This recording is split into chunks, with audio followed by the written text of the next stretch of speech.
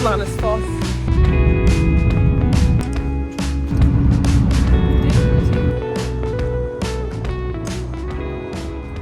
Bertha is what I'm naming her behind me. We're about to head out on a awesome trip to East Iceland, and this is actually a camper van that is typically for up to 5 people. I say probably 4. If you're doing this solo, why do you have such a big camper van? And it just happened to be that this is the one they had available for the time period I was going.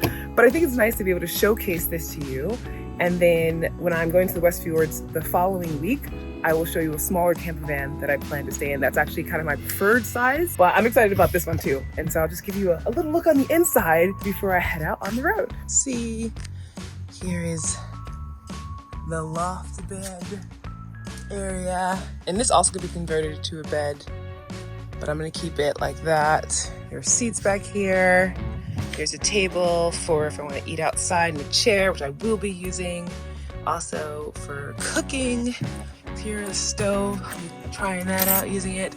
And then the sink, as well as the fridge, which is a nice size. I'm super happy about that. And of course, here in the front for driving. All right, so I've packed in all of my stuff that I brought in my car, and I'm about to hit the road. And for those who are wondering, in the event that you want to rent a camper, I'm collaborating with Go Campers, which is a great company and a sister company with Go Lite Iceland, who I've been collaborating with for quite a while. And the one thing I want to showcase to you that is super useful is this. And in essence, it's a charger, so you can plug it in there.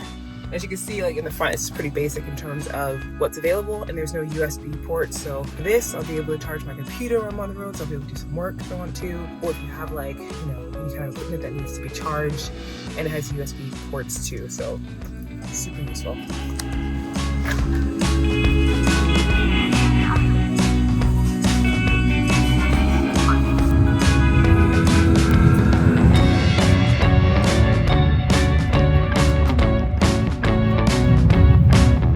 It is almost 11 o'clock at night, and I just decided to stop to like stretch my legs. And also the view behind me are gorgeous glaciers. And this stop is a bridge, an old bridge, and so that's like the memorial remnants of that bridge. But you know what I mean? Like, this is great. It's freaking nice outside, so why not? I'm also going to be sharing, I know it'll be really helpful, like how much I pay for gas, or diesel actually is what this van takes, and then also like some essentials that I have for like packing for camping, stuff like little things like this, maybe in different videos, but in this particular video, I will definitely talk about how much I paid in fuel, and also the different places that I'm going in the East once I finally get there.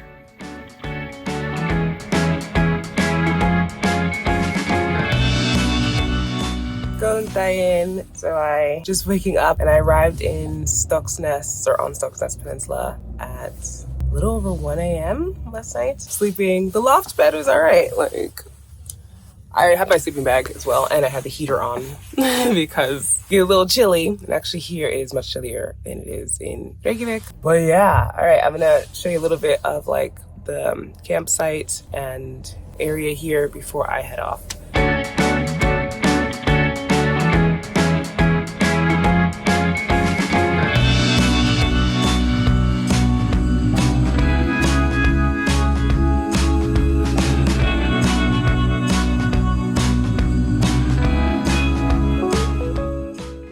So I had already done a little bit of shopping before heading out on this trip. My diet though is sort of on a meal plan at the moment because I'm doing what's called a cut, which is in essence like just trying to get a little bit leaner. So on this trip, I'm not really eating out a lot, which is great for a camper van because I have all the food that I need in my fridge and the stove if I need that. But I'm gonna just make myself some breakfast, so I thought I would just bring you along with me. It's a savory breakfast. It's gonna be like salad and protein shake.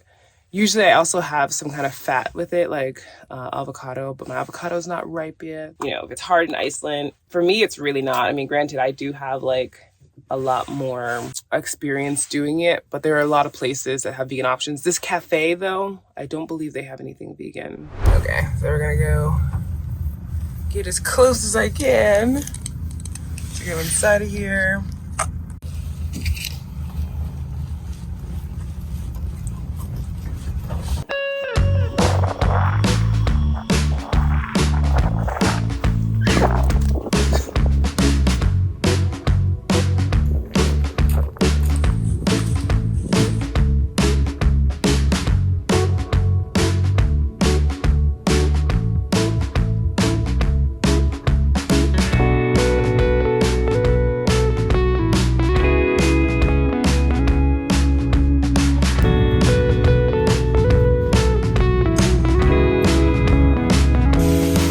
Not too far from Vestaraholt is a waterfall called Skútafoss.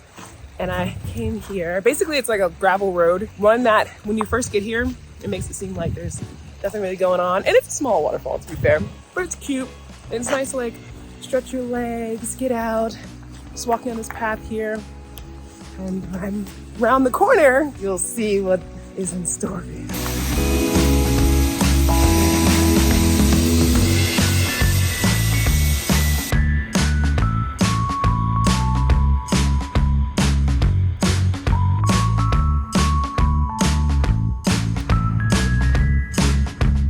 About to have a good old peanut butter and good sandwich for lunch with some seitan that I made, and I'll have to cook some pasta later. I just don't feel like doing it because I have to use the bathroom, but there's a beautiful waterfall outside the window there, so go and eat in front of the waterfall.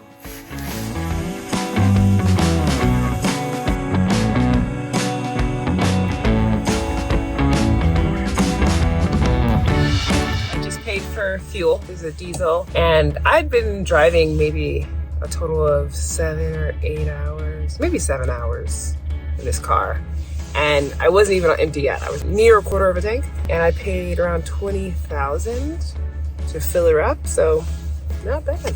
We'll see how much it costs going forward, you know, at the very end.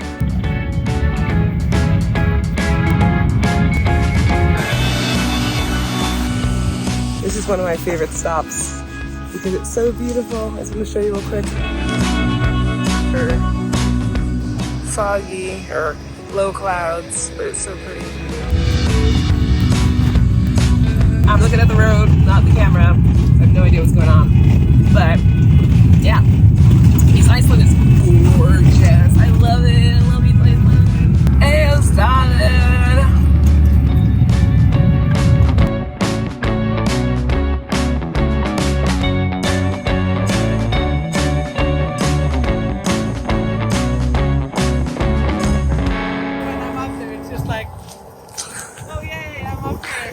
Made it! The mountain I climbed today. Let's go home now. The oil tank is in Bertha. Seen it all. Now we can go back. Try to eat food off of Hey. plates. Oh my god, yeah, goats are no joke. Cuties. Because yeah, the dog is like, that's for me too, right? I didn't say that on camera, did I?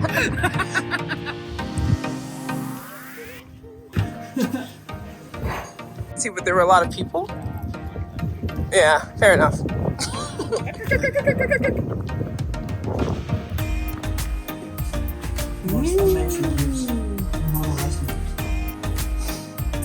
Smells nice.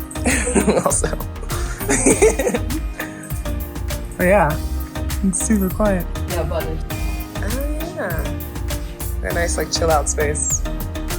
The Himalayan salt lamp. That's nice. So you have your parties? It's huge. Did you hunt this? He's like, yes, of course I did. With my bare hand.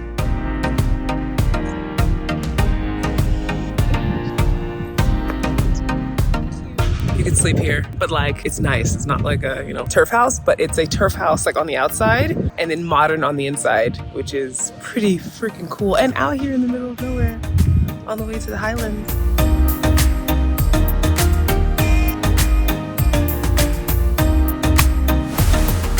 This is like...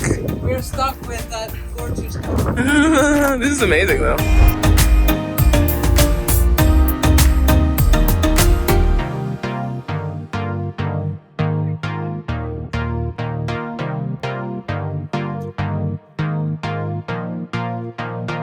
Is this Icelandic sheepdog? No idea. Okay. I have one of those like mountain phones or... Yeah, there you go. Mountain phones. You know what I'm trying to say. Do you have a mountain phone out here?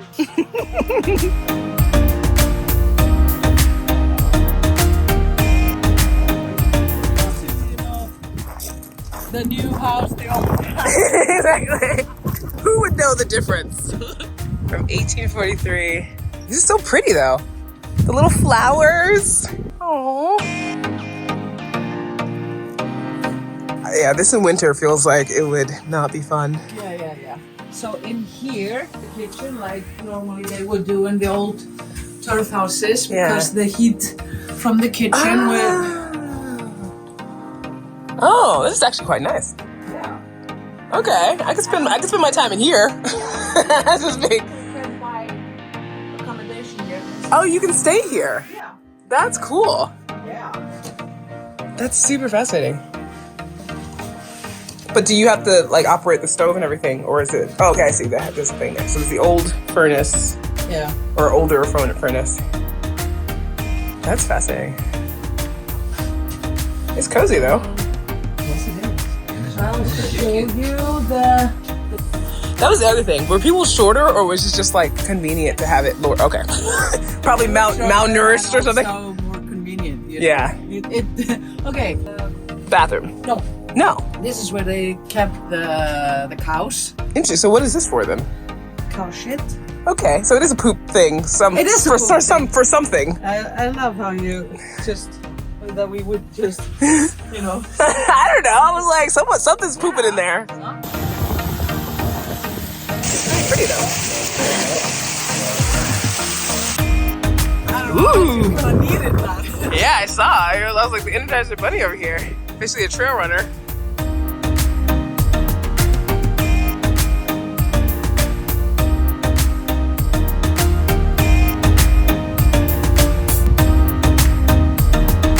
Yes.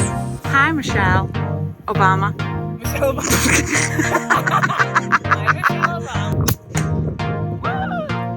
You're a natural.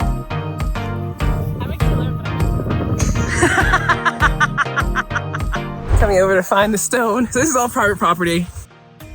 Dog friend over here. It's pretty awesome. It's my first time shooting a gun. Enjoyed it. Really, really fun. Much more fun than I thought it was going to be fair. And, you know, it's laying down, shooting a rifle. Me too. Parking lot, it has changed. So I think it's an interesting update that when I came here some years ago, we had to park back. Now they let you drive and there's a parking lot. And also on the other side there's the observation area. Waterfall, it's really cute with the basalt columns. So yeah. Coming up to the sheep gate. I am almost there, and according to my watch, I walked for about 22 minutes. So it's around 25 minutes, I'd say, on a very easy path. There's like a little bit of going up and coming down, but nothing like that's a hard incline. I'd say walking into the canyon is pretty amazing for that, just because of accessibility. In my opinion, it's more beautiful this way, but you'll see why. Look at that beauty there. You can see the old trail. This is the trail. Stay on this trail. That's the old trail, and then you can see also the observation. I mean, we're right here. I have my Loba pace on, but I probably didn't need because it's really warm out, but I'm here, about to head more.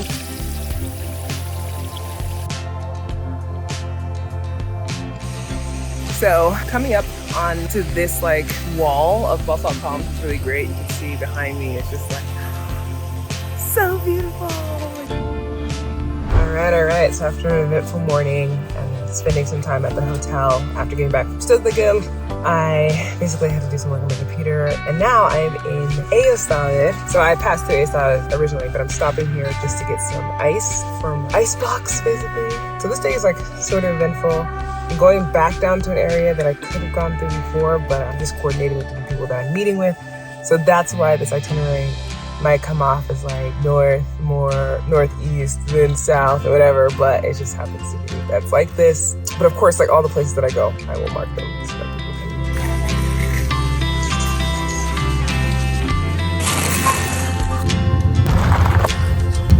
So this is Top Cap at the Core Drill Library, right? Or Drill Core Library. There you go. I'll get it right. Jaspers. And then what are these other ones called again? Something? Yeah, seal it, yeah. So what are they drilling in Seyðisfjörður for? Is this also Seyðisfjörður? Is there something else? There's the residents of the will chill the magma really fast. but pressure makes a difference. Which feels and looks entirely different. Yeah. And in this case, it's not just the physical pressure or the increased overburden, but it's the heat and the water are basically altering the chemistry enough to allow this. Basically, you're extracting elements from the material that's already there and then precipitating them out, basically to form a cement. And they've actually been, because of the age, they've actually reconstructed. Just here for many years. Okay. Roaming around, following. Yeah, love going on. You can see the the lights, rings and everything. So it was super fun meeting Helga Maria and Hrafnkell they both work for the Drill Core Library, which is in essence samples of rock, like mineral, and this one's really pretty. So yeah, this is super fun. I'm just excited and having a lot of fun just roaming around, doing things, meeting people, and going to stops that I wouldn't ordinarily think of because they're not on the map as places to go. And in particular, there is this old house here. It used to be the old store, general store in East Iceland, and also some aspects of geology in other parts of Iceland too. So check it out.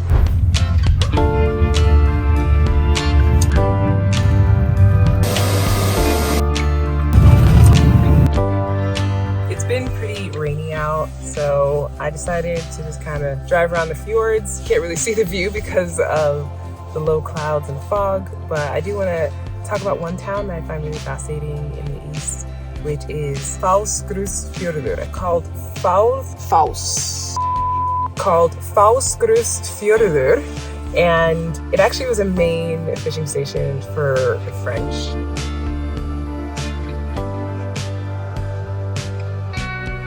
So I decided to camp at the Hengifoss campsite, mainly because I want to be able to go and hike up Hengifoss, and it's only 6 kilometers from there. However, it's pretty foggy today up on the mountain, so I'm not so sure if I'll actually be able to see the waterfall, at least not that well, but we'll see. I'll have to make a decision about that, but I have a lot of driving ahead of me. Hengifoss, or going farther, because I've been to Hengifoss before, but I just wanted to show it to all of you because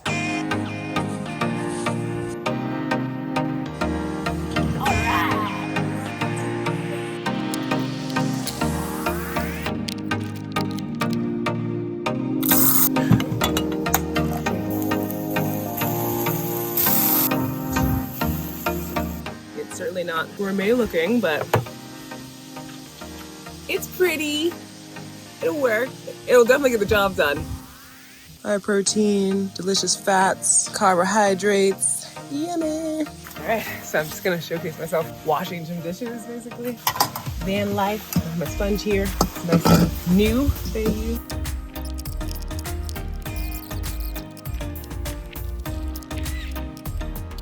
All right, so this is what the inside or the outside of the building looks like.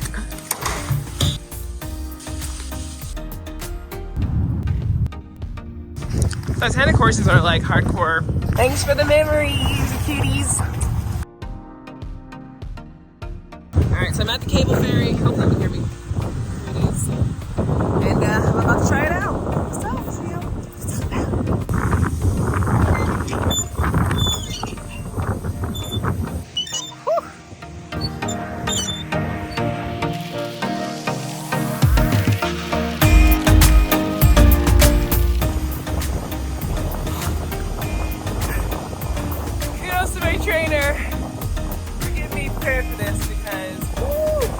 I do not recommend doing the ferry by yourself. It is really fun, but like it's good to have a person on one of the levers just in case you don't feel like you can pull yourself back. Thankfully, I had the strength to do it. I mean, did I take a chance? Yeah, sure, I think I did.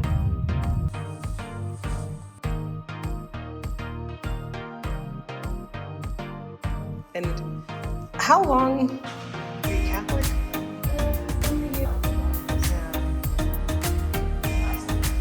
And then I got another one. This is a super fun museum. I am really into it. So this is the house of Gunnar Gunnarsson, who was a famous, or he's still famous in Iceland as a writer, but he's no longer alive. And then there's also on this land a monastery that was found.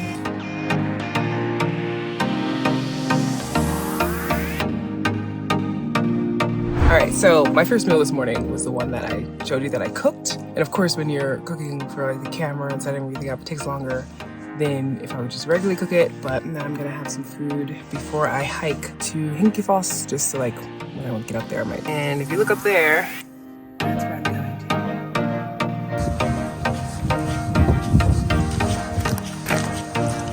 Whew. That initial incline gets you a little, but it's actually not a very difficult path. It's just steadily up for a little bit, kind of a plateau like now, and then steadily up a little bit more. Not bad. So as you can see, the fog is starting to come down, so I'm gonna get as much shots as I can before that happens. But if I had come this morning when the fog was really low, I wouldn't have been able to see any of the beautiful red colors in the rock. So that is why I waited, but the fog is rolling back.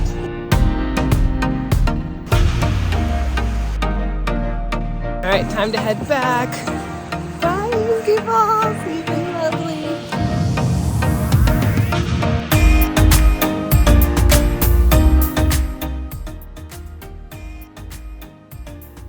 I couldn't see this last night when I came because of the fog, but coming down from the mountain into the fjord, you can see Gufufoss, which is up there.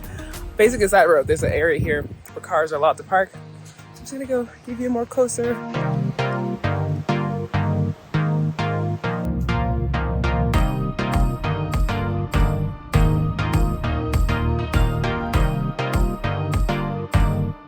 All right, it's my last day in the van. So last night I stayed in Seyðisfjörður, and it's been really foggy just in the east in general, but especially last night when I was coming down to the fjord, couldn't see anything, like no view of the fjord at all, which is a really fun part of coming to Seyðisfjörður. So I ended up having to do some work last night and then fell asleep. This morning it's still also foggy, and I'm heading back to Reykjavik because I actually have to go give this van back and switch for another van for another trip. But my van's looking, you know, like typical van life.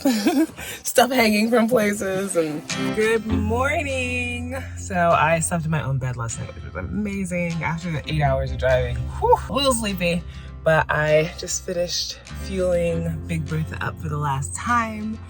And I cleaned her up last night too, so she's pretty much all ready to go back there.